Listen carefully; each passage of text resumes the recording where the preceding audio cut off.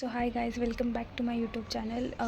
मैंने ये पहले वीडियो बनाया था, उसमें क्वांट का कैसे करते हैं, कैसे प्रिपरेशन स्टार्ट करें, कैसे करें वो बताया था। इस वीडियो में मैं इंग्लिश का बताने वाली हूँ, क्योंकि इंग्लिश में बहुत कन्फ्यूजन होता है कि कैसे करें, कैसे स्टार्ट करें, कैसे प्रिपेयर करें। ये मेन दिक्कत आती है इसमें बिगनर्स के लिए, जो फर्स्ट टाइम अटेम्प्ट कर रहे हैं। लाइक मैं भी फर्स्ट टाइम अटेम्प्ट कर रही हूँ, तो मैंने सब वीडियो में रिसर्च करके मेरे खुद के नोट्स निकाले, कैसे नोट्स निकाले, प्रिपरेशन के लिए स्ट्रैटेजी बनाई है कि कैसे करूँ और कैसे प्रिपेयर करूँ। सो मुझे वो अच्छी लगी, सो आपके साथ शेयर कर रही हूँ। लाइक सो वीडियो को स्टार्ट करते हैं। ग्रामर में ये टॉपिक्स इंपॉर्टेंट है, बट डीपली नहीं करना है कि बहुत पूरा ही करना है, पूरा ऐसा नहीं है। ऐसा नहीं है, थोड़ी बेसिक जानकारी होनी चाहिए। Parts of speech like pronoun, noun, adjective, adverb, consumption वगैरह वगैरह, एक्टिव पैसिव, नरेशन, ये पैरालिज्म्स वगैरह, ये मेन, ये हमें बेसिक उसकी जानकारी। फुल डीपली मत जाओ, उसमें टाइम लगेगा, क्योंकि एग्ज़ाम अभी आ रही है XBI क्लर्क की, और मैं भी देने वाली हूँ, फर्स्ट टाइम देने वाली हूँ। बट मैंने ये स्ट्रैटेजी फॉलो की है और मैं आपके साथ शेयर करना चाहती हूँ ये स्ट्रैटेजी। सो ये ग्रामर के टॉपिक्स हो गए, हम ग्रामर के टॉपिक्स हो गए। ये कंप्लीट होने के बाद एकदम डीपली मत करो, नॉर्मल 4-5 पेज का एक नोट्स बनाओ एक टॉपिक के लिए। हार्डली 4-5 पेज, उससे ज़्यादा नहीं। क्योंकि नोट्स का मीनिंग क्या होता है कि हम एक इम्पॉर्टेंट पॉइंट उसमें लिखते हैं, हाईलाइट करते हैं, कि उस पॉइंट को देखकर जब हम बाद में देखेंगे, उस पॉइंट को देखकर हमें पूरा याद आ जाए। ऐसे नोट्स बनाओ, इजी बनाओ कि खुद को भी पढ़ने में मज़ा आए। डिफ़िकल्ट मत बनाओ कि नोट्स में और उसमें लेसन में कुछ फ़र्क ही नहीं रहेगा।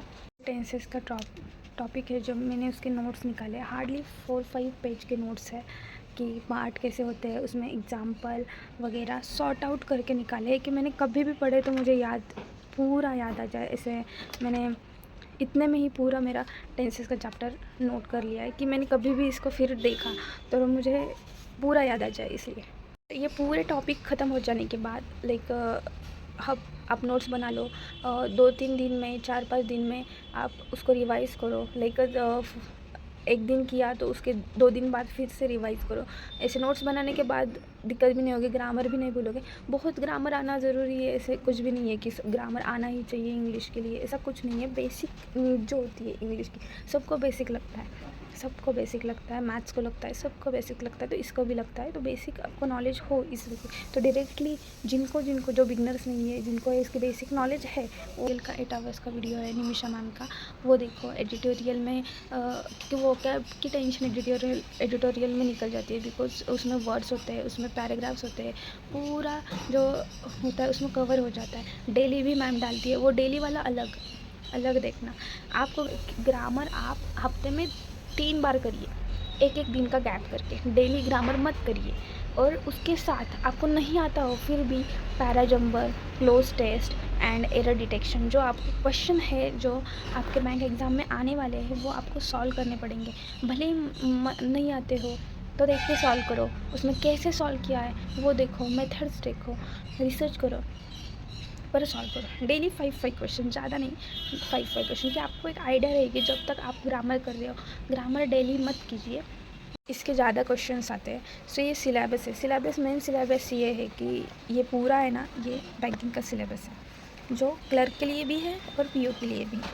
सो मेन ये 2 टॉपिक्स ये मेन है, जो reading comprehension and prose test. So reading comprehension के लिए ग्रामर की बिल्कुल भी ज़रूरत नहीं होती, क्योंकि ग्रामर, रीडिंग कॉम्प्रिहेंशन एक पैराग्राफ है जो हमें पढ़ना पड़ता है, इमेजिन करना पड़ता है कि उसमें क्या हो रहा होगा, उसके बाद हमें सॉल्व करना आता है। हमारे माइंड में जब स्टोरी बनेगी, हम क्वेश्चन सॉल्व करेंगे उस तरीके के, रीड करके, समझ के, सो हमें वो आएगा। इसलिए डेली द 5 क्वेश्चन पैराजम्बल के, cloze test and error detection के हमें करने ही करने, क्योंकि ग्रामर आए ना आए, हमें क्वेश्चन सॉल्व करने आने चाहिए। न्यूज़पेपर, इंग्लिश न्यूज़पेपर पढ़ने पड़ेंगे, डेली पढ़ने पड़ेंगे, प्लीज़ वो स्किप नहीं कर सकते, क्योंकि ये बहुत इंपॉर्टेंट क्वेश्चन, ये बहुत इंपॉर्टेंट टॉपिक है। इसमें बहुत ज़्यादा क्वेश्चन आते हैं।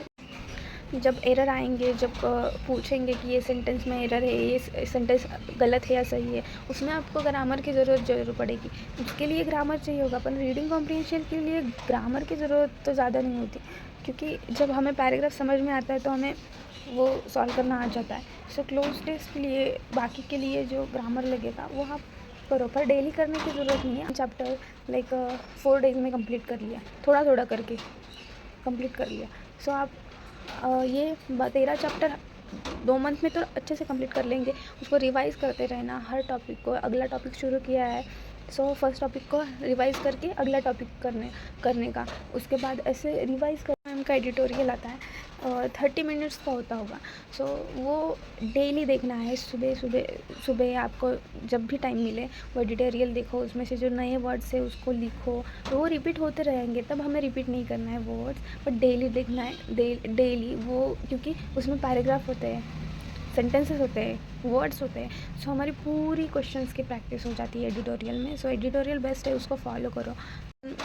मैं तो निमिषा मैम का करती थी, आपको जो टीचर का अच्छा लगे आप करो, बट निमिषा मैम अच्छे से एक्सप्लेन करती है। आप एक बार देख लो, आपको नहीं ये आपको डेली पढ़ना है, क्योंकि इससे ही आपकी माइंडसेट उसमें लाइक स्टोरी, द क्रिएटिविटी आपकी बढ़ेगी। क्योंकि माइंड में स्टोरी बनना और इमेजिनेशन से, माइंड में स्टोरी बनने से ही रीडिंग कॉम्प्रिहेंशन ईजी जाएगा। क्योंकि फिर भी बिगिनर्स को दिक्कत है। बिगिनर्स को पहले स्टार्टिंग में ग्रामर से स्टार्ट करना है, कि नॉर्मल बेसिक ग्रामर आपको आनी चाहिए, इंग्लिश में क्या होता है क्या नहीं वो। और जो लाइक जिनका हो गया है, जिनको ये सब पता है, बेसिक इसका पता है, तो आप लाइक 120 रूल्स से स्टार्ट कर सकते हैं, कोई दिक्कत नहीं है। और उसके बाद एडिटोरियल 8 आवर्स का निमिषा मैम का देख सकते हैं। सो वीडियो अच्छी लगी है तो लाइक करो, शेयर करो, सब्सक्राइब करो। मिलते हैं नेक्स्ट वीडियो में। Bye bye.